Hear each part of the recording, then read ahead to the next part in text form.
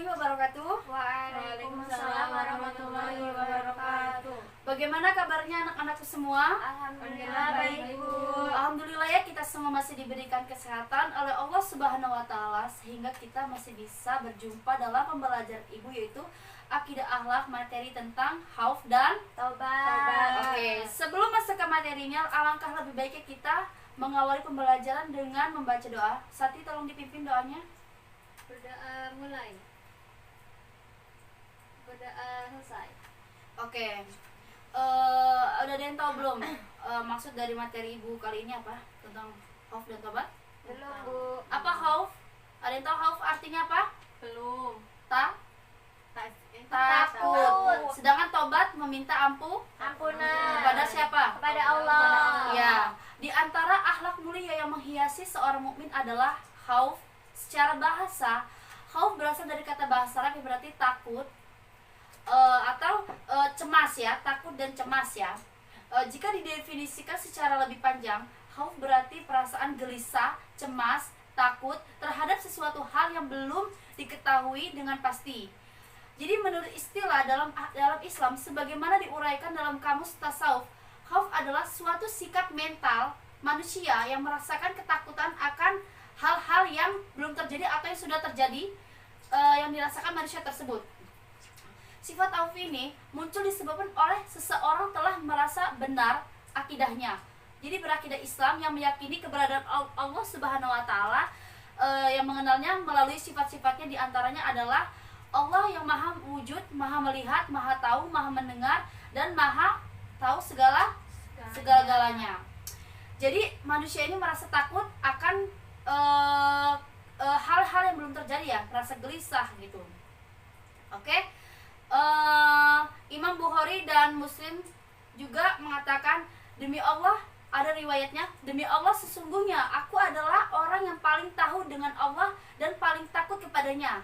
Jadi maksud dari hadis ini adalah riwayat ini, hadis ya, mereka ini orang yang paling tahu dengan sifat-sifat Allah loh. Mereka tahu semua sifat-sifat Allah tuh seperti apa yang ada di Asmaul Husna ya. Jadi mereka merasa takut dengan perilaku buruk gitu yang akan terjadi pada mereka, sehingga Allah melihat segalanya. Dari paparan di atas maka kita bisa tarik kesimpulan bahwa khauf harus ada pada diri kita. Pada diri manusia tuh harus ada rasa takut sehingga kita bisa tahu batasan-batasan apa saja yang akan dilakukan. Oke, dari paparan di atas maka kita bisa tarik kesimpulan bahwa khauf harus ada pada diri manusia, pada diri setiap insan, pada diri ibu, pada diri kalian, pada diri orang tua, pada diri manusia siapapun. Kenapa? Dengan kita memiliki rasa takut, kita memiliki batasan apa-apa saja yang harus dilakukan dan apa saja yang tidak boleh dilakukan. Oke? Iya, Bu. Ya. Nah, ada satu akhlak mulia lagi yang mengikuti khauf yang harus kita miliki, yaitu raja. Secara bahasa, raja berarti harapan, cita-cita, sedangkan menurut istilah ialah bergantungnya hati dan meraih sesuatu yang di kemudian hari. Raja merupakan ibadah yang mencakup kerendahan, ketundukan, dan tidak boleh ada kecuali yang mengharap hanya kepada Allah. Jadi kita sebagai manusia ini hanya boleh mengharap kepada Allah Subhanahu wa taala. Tidak boleh mengharap kepada batu, benda mati, atau hal-hal yang tidak terdapat di ajaran agama Islam. Ya, bisa sampai sini bisa dipahami? Bisa, Bu. Oke ya. Jadi sudah tahu ya apa itu khauf ya, sudah tahu ya, dan apa itu raja. Oke. Sedangkan khauf dan raja ibarat dua mata uang yang tidak bisa dipisahkan satu sama lain. Jadi antara khauf dan raja ini saling berkaitan. Ya, saling berkesinambungan ya. Tidak bisa dipisahkan. Keduanya mendukung. Bila keduanya menyatu dalam diri seorang mukmin, maka akan seimbanglah seluruh aktivitas kehidupannya. Jika antara khauf dan raja ini ada pada diri manusia, maka manusia tersebut itu tidak akan merasa kebingungan dalam menjalani kehidupan, akan merasa hidupnya itu seimbang, lurus gitu, benar gitu, merasa tidak ada kesalahan, karena dia sudah menerapkan antara khauf dan raja di sifatnya. Oke? Bagaimana tidak? Sebab dengan khauf mereka juga membawa dirinya untuk selalu melaksanakan ketaatan, menjauhi dari perkataan yang diharamkan, sementara raja akan menghantarkan dirinya untuk selalu mengharap apa yang ada di sisi Robnya. Pendek kata, dengan khauf dan raja, pengharapan seorang mukmin akan selalu ingat bahwa dirinya akan kembali kepada Sang Penciptanya. Jadi ketika seseorang tuh memiliki sifat khauf dan raja, mereka tuh akan sadar loh bahwa sesuatu yang ada di muka bumi ini, diri kita pun tidak akan kekal loh, akan kembali lagi kepada Allah Subhanahu wa taala. Maka dari itu sikap khauf dan raja itu harus terdapat pada diri manusia ya.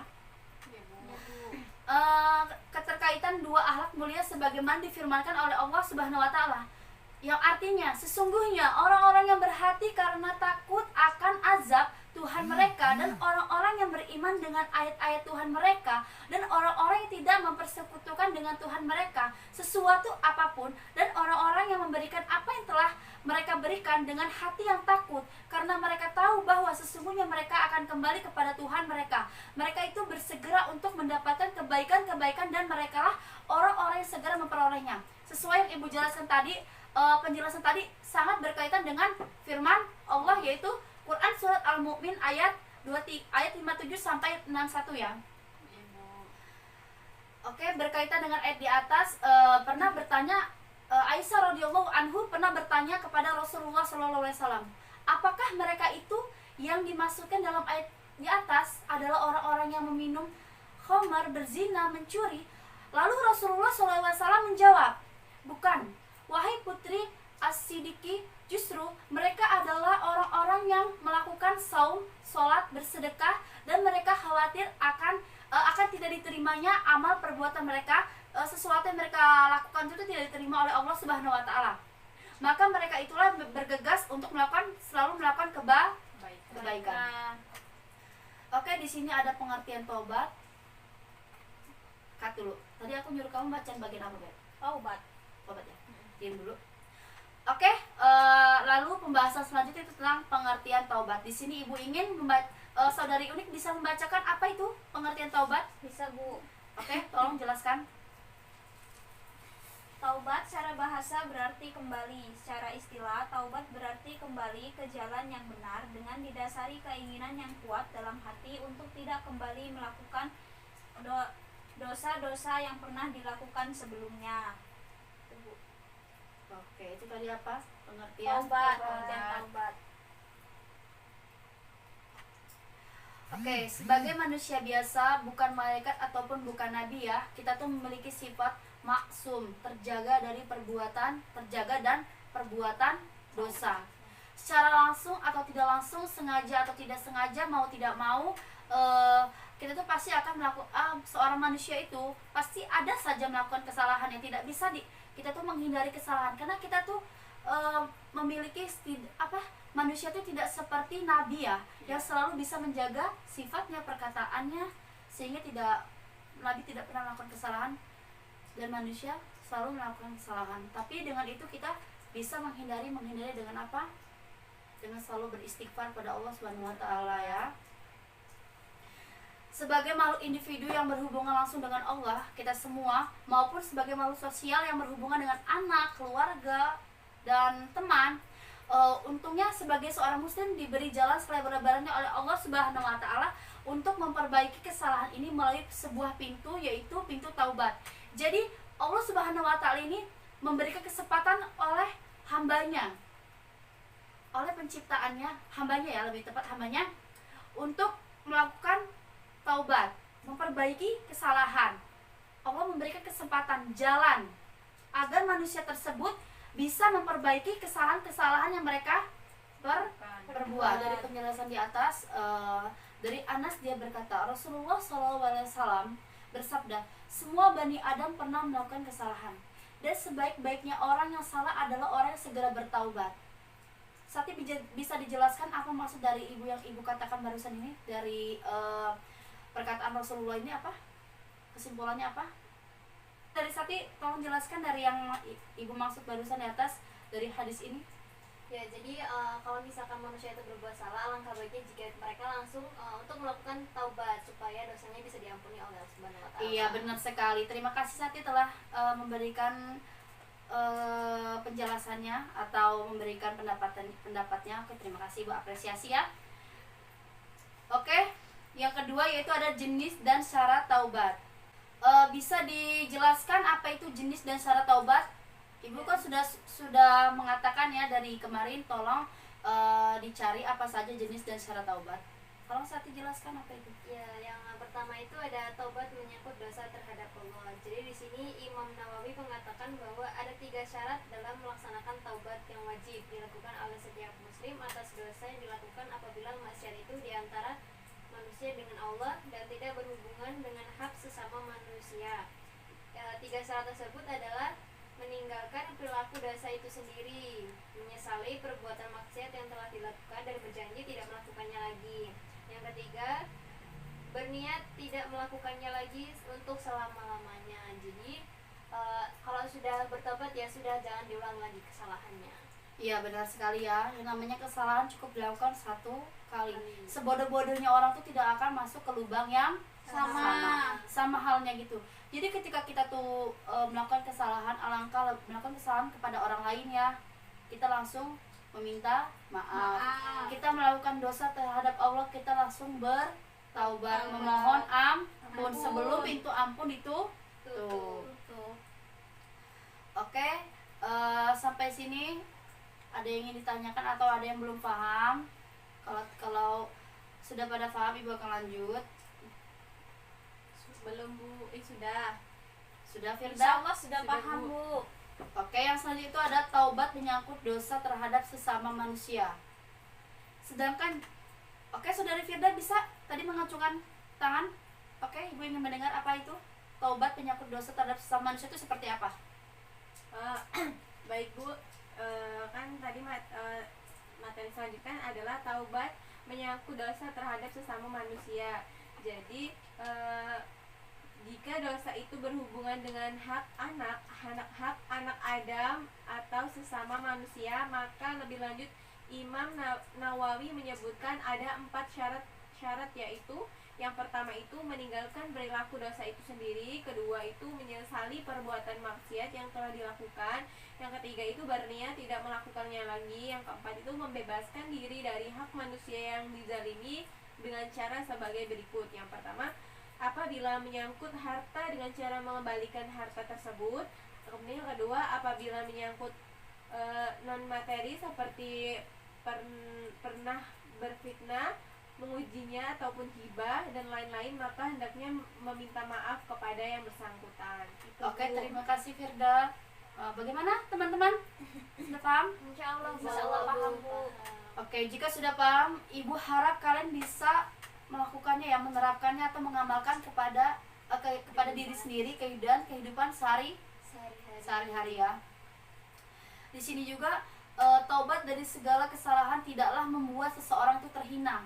Ya, jadi orang yang melakukan kesalahan, melakukan dosa itu, melakukan taubat itu tidak sama sekali hina. Mereka sangat mulia ya, karena mereka mau memperbaiki hal-hal buruk yang pernah mereka lalui atau mereka lakukan.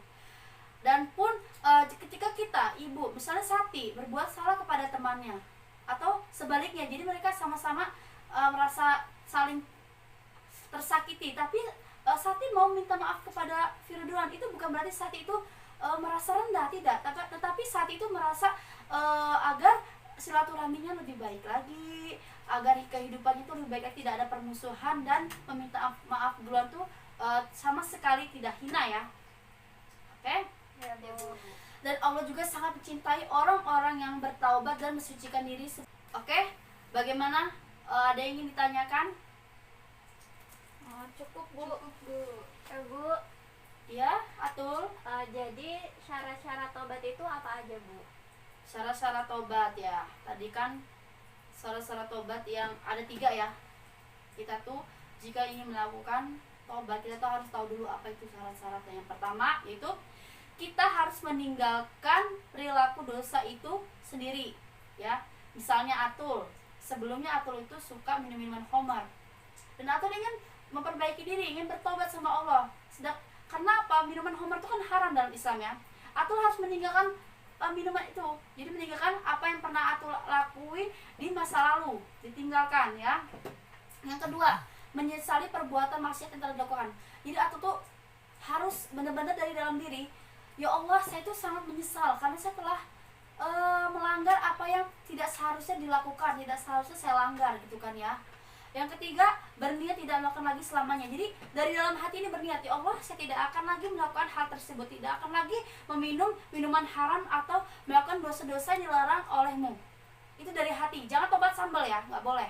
Ya, Bu. Yang ketiga, berniat tidak akan melakukan selamanya. Jadi selama-lamanya niat. Jadi niat itu kalau kita mau tobat, kita harus membulatkan niat, tekad dari dalam hati. Ya Allah, saya ingin lebih baik lagi hidup saya, tolong bukakan pintu taubat, istighfar yang banyak. Oke, sampai di sini materi kita hari ini. Ada yang ingin ditanyakan? Apakah sudah paham? Sudah, Bu. Oke, Ibu harap kalian paham semuanya tentang materi tobat dan khauf ya. Semoga apa yang Ibu sampaikan hari ini bermanfaat, berkah bagi kita semua, bagi Ibu, bagi kalian semua. Dan kalian bisa mengaplikasikannya dalam kehidupan sehari-hari. Kalian bisa memberitahunya kepada teman-teman, orang tua. Ya pokoknya kalian bisa mengamalkannya gitu ya. Sebelum Ibu tutup, ya Ibu ingin memberikan kalian tugas. Di buku paket itu ada banyak sekali, ada sekitar 25 soal. Tolong kalian kerjakan di rumah masing-masing. Pertemuan selanjutnya kalian bisa kumpulkan.